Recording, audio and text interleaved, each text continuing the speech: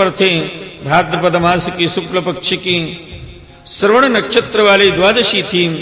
अभिजित मुहूर्त में भगवान का जन्म हुआ। भोले वामन भगवान की जय। सभी नक्षत्र और तारे भगवान के जन्म को मंगलमय सूचित कर रहे थे। हे परीक्षित, जिस तिथि में भगवान का जन्म हुआ था उसे विजया द्वादशी भी कहते हैं। जन्म के समय सूर्य आकाश के मध्य भाग में स्थित थे। भगवान के अवतार के समय शंख, ढोल, मृदंग, ढप और नगाड़े आदि बाजे बजने लगे। इस तरह तरह के बाजों और तुरहियों की तुमुल ध्वनि होने लगी। अप्सराएं प्रसन्न होकर नाचने लगी। श्रेष्ठ गंधर्व गाने लगे। मुनि देवता, मनु, पितर और अग्नि स्तुति करने लगे। सिद्ध विद्याधर, किम पुरुष, किन्नर, चारण, यक्ष, राक्षस, पक्षी, मुक्ष, मुक्ष, नाग गण और देवताओं के अनुचर नाचने, गाने एवं भूरी भूरी प्रशंसा करने लगे। तथा उन लोगों ने अदिति के आश्रम को पुष्पों की वर्षा से ढक दिया। सभी लोग भगवान के अनादि नामों का उच्चारण करके भगवान की स्तुति करने लगे। श्री कृष्ण गोविंद हरे मुरारी, हे नाथ नारायण वासुदेवा। श्री कृष्ण गोविंद हरे मुरारी, हे नाथ नारायण वासुदेवा आदि आदि नामों से भगवान की स्तुति करने लगे। जब अदिति ने अपने गर्भ से प्रकट हुए परम पुरुष परमात्मा को देखा तो वह अत्यंत आश्चर्यचकित और परमानंदित हो गई। प्रजापति कश्यप जी भी भगवान को अपनी योग माया से शरीर धारण किए हुए देख विस्मित हो गए और कहने लगे, जय हो वामन भगवान की जय हो। हे परीक्षित, भगवान स्वयं अव्यक्त एवं चित्त स्वरूप हैं। उन्होंने जो परम कांति में आभूषण एवं आयुधों से युक्त वह शरीर ग्रहण किया था, उसी शरीर से कश्यप और अदिति के देखते देखते वामन ब्रह्मचारी का रूप धारण कर लिया। ठीक वैसे ही जैसे नट अपना भेष बदल लेते हैं। क्यों ना हो, भगवान की लीला तो अद्भुत है ही। भगवान को वामन ब्रह्मचारी के रूप में देखकर महर्षियों को बड़ा आनंद हुआ। उन लोगों ने कश्यप प्रजापति को आगे करके उनकी जातकर्म आदि संस्कार करवाई। जब उनका उपनयन संस्कार होने लगा तब गायत्री की अधिष्ठात्र देवता स्वयं सविता ने उन्हें गायत्री का उपदेश किया। देवी गुरु बृहस्पति ने यज्ञोपवीत और कश्यप ने मेखला दी। पृथ्वी ने कृष्ण मृग का चर्म बनके स्वामी चंद्रमा ने, दंड माता अदिति ने कोपीन और कटिवस्त्र एवं आकाश के अभिमानी देवता वामन वेशधारी भगवान को छत्र दिया। हे परीक्षित, अविनाशी प्रभु ब्रह्मा जी ने कमंडल, सप्त ऋषियों ने कुश और सरस्वती ने रुद्राक्ष की माला समर्पित की। इस रीति से जब वामन भगवान का उपनयन संस्कार हुआ तब यक्षराज कुबेर ने उनको भिक्षा का पात्र और सती शिरोमणि जगत जननी स्वयं भगवती उमा ने भिक्षा दी। इस प्रकार जब सब लोगों ने वटुवेशधारी भगवान का सम्मान किया तब वे ब्रह्म ऋषियों से भरी हुई सभा में अपने ब्रह्म तेज के कारण अत्यंत शोभायमान हुए।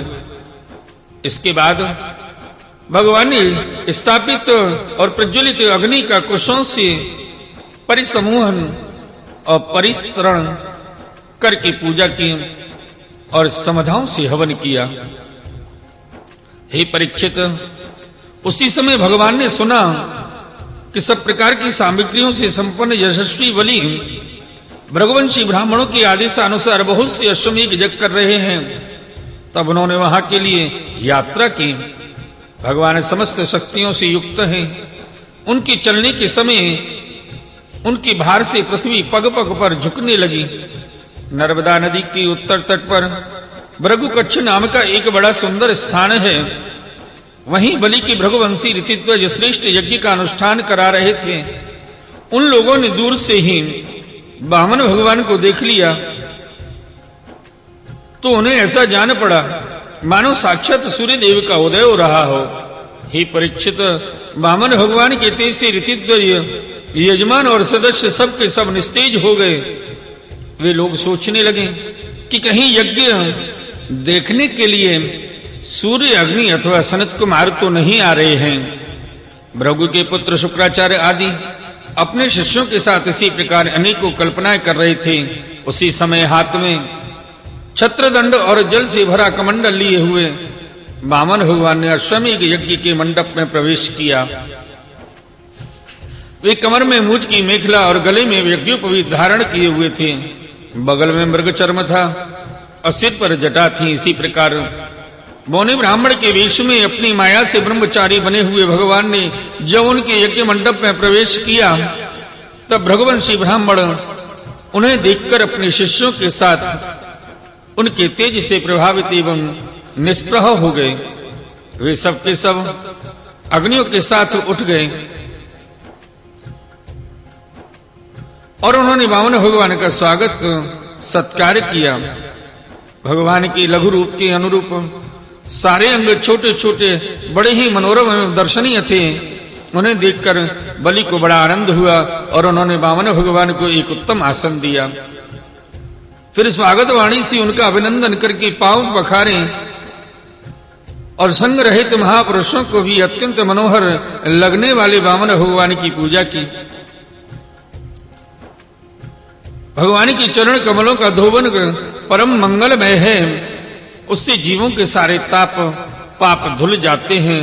स्वयं देवादिदेव चंद्रमौली भगवान शंकर ने अत्यंत भक्तिभाव से उसे अपने सिर पर धारण किया था। आज वही चरणामृत धर्म के मर्मज्ञ राजा बलि को प्राप्त हुआ। उन्होंने बड़े प्रेम से उसे अपने मस्तक पर रखा। महाराज बलि ने कहा, ब्राह्मण कुमार, आप भले पधारे। आपको मैं नमस्कार करता हूं, आज्ञा कीजिए, मैं आपकी क्या सेवा करूं। आर्य, ऐसा जान पड़ता है कि बड़े बड़े ब्रह्म ऋषियों की तपस्या ही स्वयं मूर्तिमान होकर मेरे सामने आई है। आज आप मेरे घर पधारे, इससे मेरे पितर तृप्त हो गए। आज मेरा वंश पवित्र हो गया।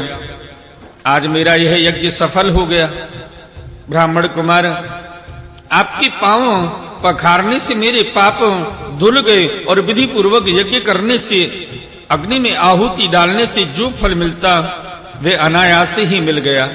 आपके नन्हे नन्हे चरणों और इनके धोवन से पृथ्वी पवित्र हो गई। हे ब्राह्मण कुमार, ऐसा जान पड़ता है कि आप कुछ चाहते हैं। परम पूज्य ब्रह्मचारी जी, आप जो चाहते हो, गाय सोना सामग्रियों से सुसज्जित घर, पवित्र अन्न, पीने की वस्तु, विवाह के लिए ब्राह्मण की कन्या, संपत्तियों से भरे हुए गांव, घोड़े, हाथी, रथ, वह सब आप मुझसे मांग लीजिए। अवश्य ही वह सब मुझसे मांग लीजिए। बोले श्रीमद् भागवत महापुराण की जय। आइए भक्त वृंदो, श्रीमद् भागवत महापुराण के अष्टम स्कंद में 19वें अध्याय भगवान वामन का बलि से 3 पग पृथ्वी मांगना, महाराज बलि का वचन देना और शुक्राचार्य जी का उन्हें रोकना, ये प्रसंग श्रवण करें। श्री सुखदेव जी कहते हैं, राजा बलि के ये वचन धर्म भाव से भरे और बड़े मधुर थे। उन्हें सुनकर भगवान वामन ने बड़ी प्रसन्नता से उनका अभिनंदन किया और कहा।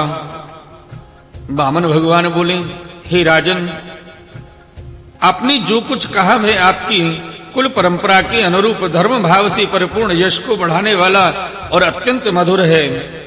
क्योंकि न हो परलोक हितकारी धर्म के संबंध में आप भृगुपुत्र शुक्राचार्य जी को परम प्रमाण जो मानते हैं, साथ ही अपने कुलवृद्ध पितामह परम शांत प्रहलाद जी की आज्ञा भी तो आप वैसे ही मानते हैं।